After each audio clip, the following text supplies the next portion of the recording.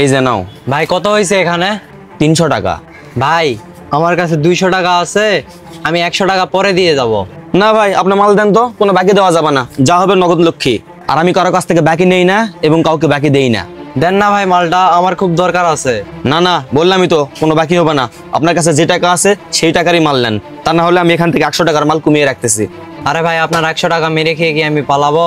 আমার বাড়িতে সবাই না খেয়ে আছে ভাই, মালটা আমার খুব দরকার, প্লিজ দেন না ভাই।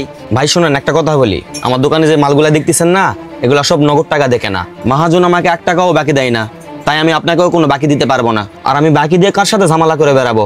আমার দ্বারা বাকি দেওয়া সম্ভব না। দুঃখিত ভাই, আমি কোনো বাকি দিতে পারবো না। ভাই দয়া করে আমাকে মালটা দেন না, আমার বাড়িতে অসুস্থ বাবা আছে, আমার মা আছে, আমার ছোট ভাই আছে, তারা কিভাবে চলবে বলেন? আর তুই এখানে দাঁড়িয়ে থাকে কি শুনতেছিস? যে নতুন মালগুলা ঢুকছে, মালগুলা সাজা যা। আচ্ছা ভাই, আপনার বাসায় কয়জন লোক আছে? ভাই আমরা মোট 4 জন। ও 4 জন, তাই না? আচ্ছা ঠিক আছে, আপনি বসেন।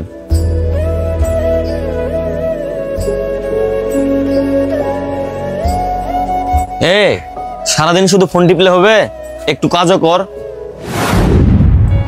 আচ্ছা, এখানে রিফাজ ভাইকে পার্সেল ছিল একটা। আমার পার্সেল ভাই, নিয়ে আসুন। এই যে নেন। ঠিক আছে ভাই, আসি। ভাই এইদিকে আসেন, এখানে আপনার পরিবারের জন্য খাবার আছে, এটা বাড়িতে নিয়ে যান। ভাই আমি কিছু বুঝলাম না, আপনি ওনাকে 100 টাকার মাল বাকি দিলেন না, অথচ 500 টাকার খাবার কিনে দিলেন।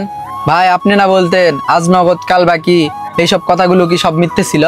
দেখ ভাই, এখন তুই ব্যবসা শিখতেছিস, আর তুই যেদিন নিজেই ব্যবসা করবি আর যখন বুঝবি, তখন গিয়ে আমার কথাগুলোর মানে বুঝতে পারবি।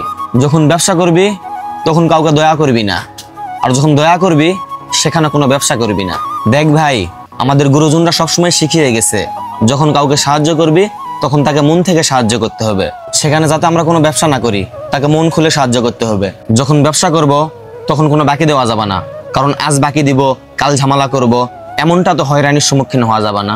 নিজের ব্যবসার লোকসান করব, এভাবে তো আর চলবে না। তাই যখন ব্যবসা করব, ব্যবসার ক্ষেত্রে কখনো কাউকে বাকি দিলে চলবে না।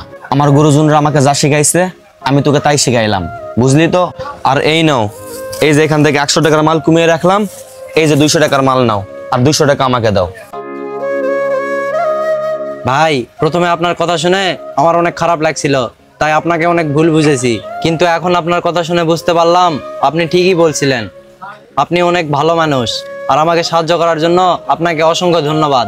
ঠিক আছে ভাই, আর এই মালগুলা আর বিশেষ করে এই খাবারটা আপনার অসুস্থ বাবা সহ আপনার মা আর আপনার ছোট ভাই সবাইকে নিয়ে খাবারটা খায়েন। আর যদি কোনো কিছু প্রয়োজন পড়ে আবার আমার কাছে আসেন। আচ্ছা ভাই, আসি, আল্লাহ হাফেজ।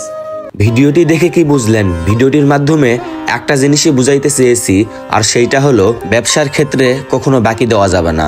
ব্যবসা করলে ব্যবসার মতো করেই ব্যবসা করতে হবে। আর যদি কখনো কাউকে সাহায্য করতে হয় তাহলে তাকে মন থেকে খুশি মনে সাহায্য করতে হবে। আর হ্যাঁ, ভিডিওটি যদি আপনাদের কাছে একটু পরিমাণ ভালো লেগে থাকে তাহলে অবশ্যই একটা লাইক, কমেন্ট, শেয়ার আর আমাদের পেজটি ফলো দিয়ে আমাদের পাশেই থাকবেন।